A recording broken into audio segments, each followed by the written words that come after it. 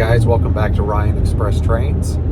We're on our way right now to Dave Moltrup's to see his HO scale steel mill layout. Dave's an incredible modeler and an exceptionally knowledge on the workings of steel mills, and so this is going to be a real treat. I've seen video of his layout, and I've known Dave for a few years now, and he's a great modeler, and looking forward to seeing his layout. So we're going to go check that out today on Ryan's Express Trains. Thanks for watching the channel. A proto car, and these are early 1940s calcium carbide containers, and they're 3D printed by a friend of mine. So that's awesome. So that's a neat car. Another one is, this is a cement canister car, and you may have seen those in some pictures. And I found out that first off, I can get the decals for them, and second, those brackets were from Shapeways. I just happened to find that they make the brackets. That's what holds these in place. That's incredible. Everybody wonders what the holes are for. Well, they had hoses that came out of the bottom of the containers. Okay. And on one side, they would fill them with air pressure, and the other side, they would dump them by air pressure. And so the holes were so the guys could reach in and get the hoses and the valves. That makes sense. So I saw one article that said, oh, these were for cleaning the car. Right. No, that wasn't it at all. They're for actually reaching in to operate the car. I have two of those in O scale, but mine don't have the holes. Yeah, you need the holes because that's what makes them unique. Right. And some of them were crude. I mean, some of them they made a triangle, and I tried to make mine kind of even, but this is a Dean Freytag car. It's for burnt lime, which is used in the BOF. But that was one of the cars I got from Dean. Dave? Yes. This is, sorry, wrong day. This is basically a staging yard, right? Or is it? Staging yard, yeah. Okay, visitor stage. It just was the end of the layout. Now, one thing I'm kind of proud of is my open hearth, which there's 5 furnaces in there. I only have the front part of it, and you'll notice the charging machine, which is taking one of the scrap buckets, and they will open that door, and he'll stick that bucket in, turn it upside down, and bring it out. And that one he just brought out. That's incredible. So most of the open hearths had 5 doors, and they all had that little round window in them, and there's an LED behind each one. Wow. That was called a wicket hole, and that's where they would take samples and check the bath to see what it was like. These look like the Walters. They are the Walters Diffco dump cars. Okay. But they've been shortened by about an inch, a full inch. Wow. So, which makes them look a lot different. So, and they just, whatever gondolas, they could be for track work or anything else. This is spectacular. That kind of stuff. My blast furnaces, my big thing on my blast furnaces, I don't want it to look like a Walters blast furnace. Right. So this is all scratch built. The furnace itself is the Walters. I haven't finished doing this one, but you can see like the goggle valves are detailed and complete. This is called a thermal expansion goggle valve. That's how it seals when they open and close it. And the fact that you can see the round disc up there means it's open. Okay. The gas washer, which is the second stage, this is the dust catcher, first stage of gas cleaning, goes to the gas washer, which uses water. That's the second stage, and it's all scratch built. Another goggle valve, and down here is the electrostatic precipitator, which is just like a bug zapper. Right. And what it does is take the final dirt out of the gas, and now the gas is 95% clean, and it goes back and runs the machines in the blowing engine house that supply the blast. Okay. So they recycle all that. It's incredible. This is the original furnace. This is a furnace, and I copied the lettering off of a picture in the book on blast furnaces by Becker. Okay. And I just loved that it was the AFCE for furnace, and then I added the Moltrup steel. Wow. This is an older Topworks where they had the 4 uptakes, and two of them go into the dust catcher, and that's scratch built. totally scratch built. It's incredible. Here we have a smaller version of the gas equipment, the gas cleaning equipment. We have the dust catcher. This is the, of course, scratch built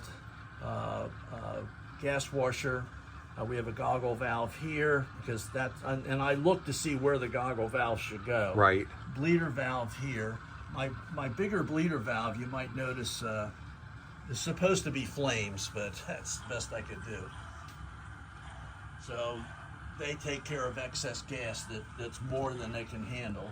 But there's your electrostatic precipitator, and you can see that the clean gas now goes back into the blowing engine house, and there are those giant big air compressors that are in there. Wow. So there's probably 2 for each of these furnaces. And at one time we realized we needed more capacity for heating the blast, so we put another stove in, and you can see it's got increased capacity. So it's a taller stove. Oh yeah. Yeah. And these are the controls for the hot blast valve, which is down here. Okay. So they can open the hot blast valve, because what they do is they heat up one of the stoves, and when they get it to the right temperature, then they open the hot blast valve, and it goes to, this is the hot blast going into the furnace itself. And so once they open that, it'll go for about 40 minutes, giving hot air. Wow. At about 30 psi, so it's not a high pressure. Right. It's just a huge volume. And then while that stove is delivering its hot air, the next stove is on blast, it's getting heated up. Okay. And then this is a backup, so it would be either maintenance or they might have it on blast, and we have a 4th stove. So, and they rotate the stoves about every 45 minutes. Okay. So they have guys that go in there and open the valves, open and close and everything. Wow. So, Yeah, this is spectacular. and the big thing is the BOF over there. That's the new way to make steel, as opposed to the open hearth that you saw. Right. The difference is the open hearth for 200 tons of steel takes 14 hours. Okay. This takes 45 minutes. Oh, wow. It'll do the same thing. Wow. But right now, Moltrup only has a single vessel. Most steel mills have 2 or sometimes 3. So they can really put out a lot of steel. Okay. So because we now only have 1 vessel, which is where you see the piping at the top, Right. we still have to have 1 open hearth, because I want an open hearth. Right. So, and Moltrup, being skinflints that they are, they went and bought a Shay for scrap value, and they use it to service, push the hot metal cars in there, because I wanted a Shay. Hey, I love Shays. Got to have one. This is a scratch-built sinter plant. Okay. Sinter plants are used to take iron ore that is too small to put in the blast furnace. Okay. And what they do is they take it and they bake it with bentonite clay and some other things to make it into bigger chunks that are easy to work with, and that goes to the blast furnace. Okay. So when Wow. they get the Venezuelan ore, they used to have a big sinter plant at Saxonburg, Pennsylvania, and the Bessemer would take their entire train in there and sinter the entire train. Wow. And I guess because the Venezuelan ore was kind of wet and sticky. Right. So they would run it through. These are the dryers. So after they add all the stuff, they go into these rotating dryers. Some of them have much larger dryers, but this was a Dean Freytag. You can actually buy this kit now from Plastruct. Okay. What Dean, Yeah. Dean asked 4 of us to build this because he couldn't do the instructions. So Okay. we were to build this and write down the instructions, what we did. And one of my other favorite things over here, I'm making my way around. okay. By the way, this is my hometown, and that's the Wow. Beaver River, and that's Moltrup steel right there, the real one. That's awesome. So it's right there. I love how you blended your photo background with your scenery. Well, that's my wife. And here we have, you see the falls there? Yeah. And I did a falls there to get to the Beaver Yep. River down here. So you're getting your feet wet at Yep. the moment. It looks fantastic. Right, this is my electric furnace, so EAF. And we've also added these other buildings. And I always wanted one of those vents like that. Okay. And I love it. And that was actually on top of a glass factory in Baltimore. Okay. You see them in a lot of places. Right. And the other big building, what we do here is we make large ingots. I see. And they go to the forge. So we have these specialty cars. Okay. These are heated cars. They have propane heaters in them, because when you do a large ingot, if it cools too fast, it'll crack. Right. If it cracks, it can't be used. Okay. So they waste that. They have to remelt and start all over. So one of my operations is you have to pick up a car that's loaded, and it would be a priority train. So it's got to make it to that forge as fast as possible. Okay. Now they do that to this day. The old Bethlehem steel plant still has the forge part of it, which is now called Lehigh Heavy Forge. And they get their steel from Harrisburg, Steelton, Pennsylvania, right outside of Harrisburg. And they have several of those cars. By the way, this is a kit bash crane. I found the body at Timonium. It needed work, so I fixed it up and decided to make it a big crane. That's a Keebry crane boom, and it's got a large magnet on it. It can help load and unload large ingots. Looks great. And this is what I really always wanted, Hewlett's. Okay. Hewlett unloaders, you probably heard of them. They were the big thing. They unloaded ore boats, and one of the more famous places was Whiskey Island, which was in Cleveland. You may have heard of that. There were 4 of them there. They lasted until 1995. They wanted to save one of them, so one of them was dismantled and is still sitting there, dismantled. Wow. But they figured to put it back up would take about $2 million, maybe more. Holy cow. So far nobody stepped up to do that. Okay. But they're very unique things. They were made about 1910, 1912. They were all electric. They made a funny noise when they worked. There's a good video of it if you look up Hewlett. Just type in H-U-L-L-E-T. Okay. And it'll come up.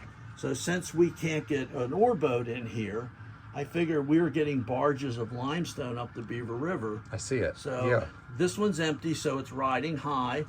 And they always put the front end loader in here to scoop the last of it out. And actually with the ore, I don't know if we do it with the limestone, but with the ore, they actually put a crew down there with shovels and brooms.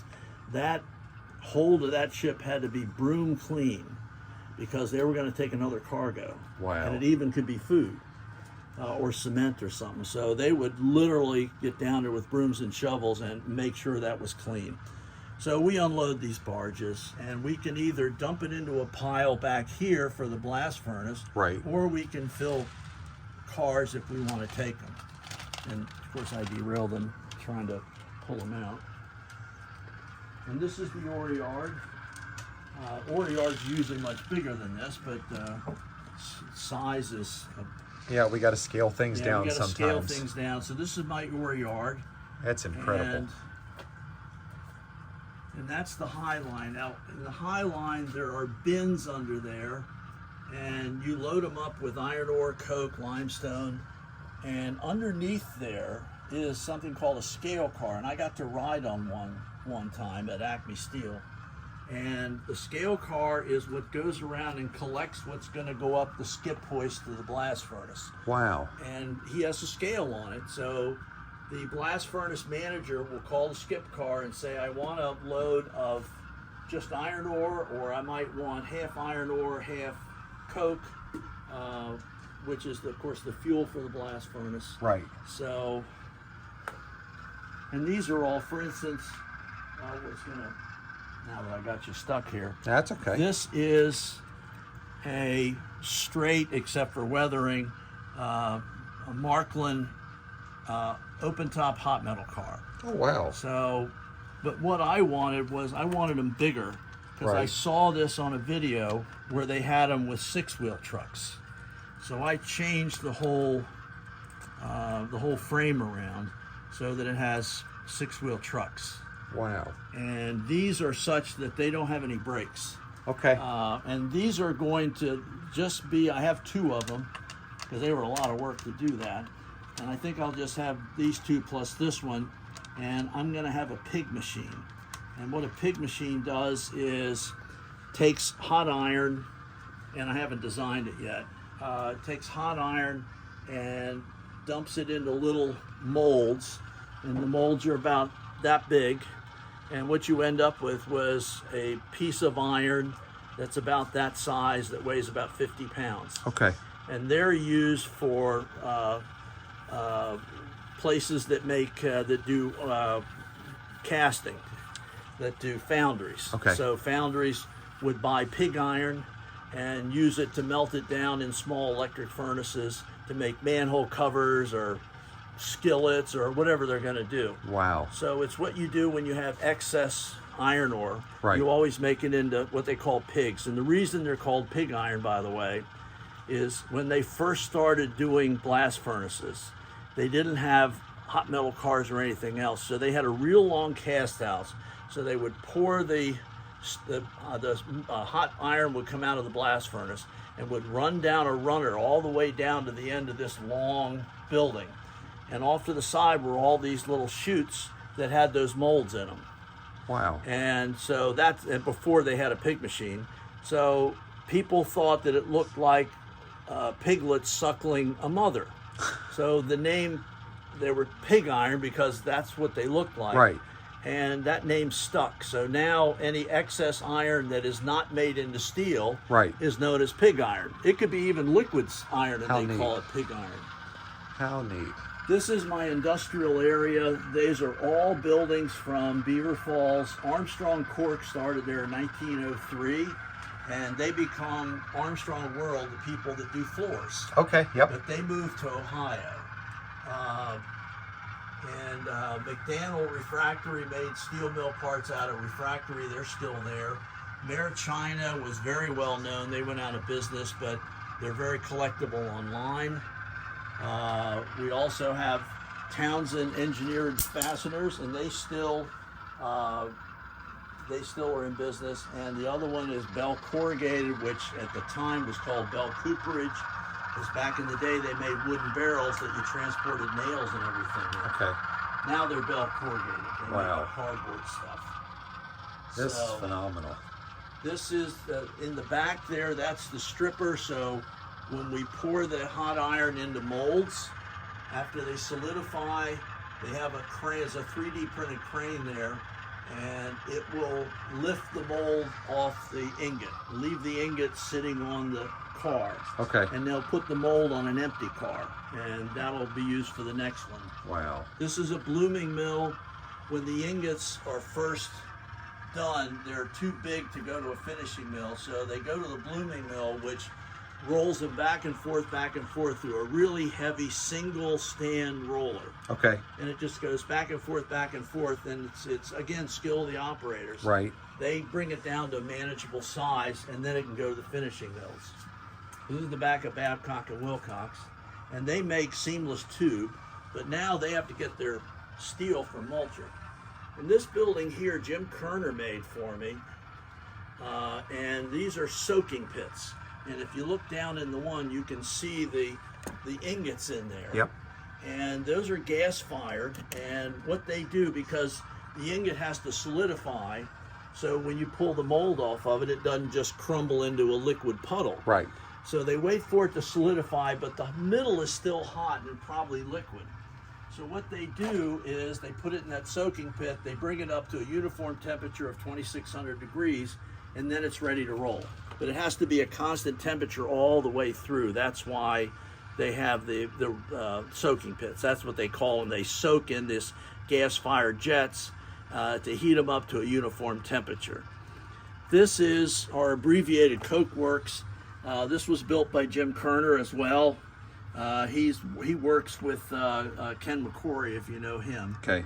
And it was 96 ovens when I got there. One thing that bugs me is you see people use the Walters Coke ovens, and there's only 18 ovens. Right. You would never have that. It's not cost efficient. Right. So right now I had to cut it down to make it fit here. So there's 53 ovens, and then there's a mirror, so it looks like it goes on. Sorry about Max. No. We've got our layout assistants down here. So this stuff is scratch built. This thing here takes the door off the furnace. Each one of these is a door. Okay. And so they're brick lined, very narrow, tall little furnaces. So, and then this is called the Larry car. I don't know why. It's not named after the Three Stooges, but it's what takes the coal from the tower here. This is the coal tower, and they use crushed coal. Right. So you have all these series of crushes and conveyors that take it up here so it's ready to go. So this thing will fill these two tubs with coal, and it will go across the top, and a little hard to see, but there's little round covers, 3 of them, and they'll tell him which furnace to go to. He'll take those covers off, fill it with coal, and then they put the covers back off, and they seal them with a some kind of a clay or something, a surrey. Okay. Because this has to be baked at airtight. So another one of my good runs is, this is a quench car. So when they push the coke out of the oven, the first thing it does is catch fire. So you have to put the fire out or it'll eat up all the coke. So you push it down to the quench tower. And I had this automated at one time that the thing just went back and forth. And I might do that again. But the quench tower will dump about 600 gallons of water on that car and put the fire out. Wow. And then he will come back, and this has to be off I don't have room for it, so he's kind of back here.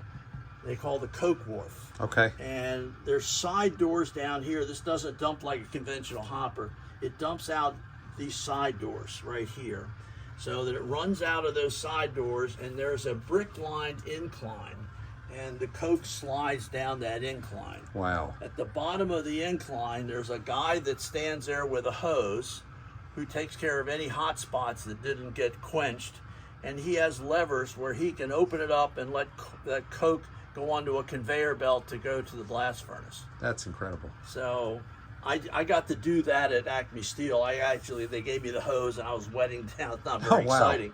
Wetting down this coke that some of them were still burning. Right. And then you have this big U-shaped thing, and you pull that back, and the coke comes out of this chute onto the conveyor. And obviously you have to keep a steady stream of it going on the conveyor. So you have to, move this one, close it back up, do the next one, and you keep a steady flow going. And meanwhile, this guy is just going from one oven to the next and bringing you more hot coke every about 30 minutes, I suppose. Okay. So that's why you have to have so many ovens, since it takes about 12 hours to bake the coal. Right. So you have to have many, many ovens. Normally, somewhere around 60 is a normal, what they call a coke battery. Okay. But this one had 93 when Kerner made it, and this was scratch built before Walters came out with theirs. Oh, wow. So that's not the Walters one. That is completely scratch built by Jim Kerner. This is incredible. And I folks. think it was the model that Walters used. Wow. I believe. So that's why it's Kerner Coke. He spelled Kerner with a K. So this is Kerner Coke, to give him the homage because he did it. I did these buildings, and this one here, this is one of my crusher. I had to do something to hide this where we go into the other room. Right. So I thought that would work.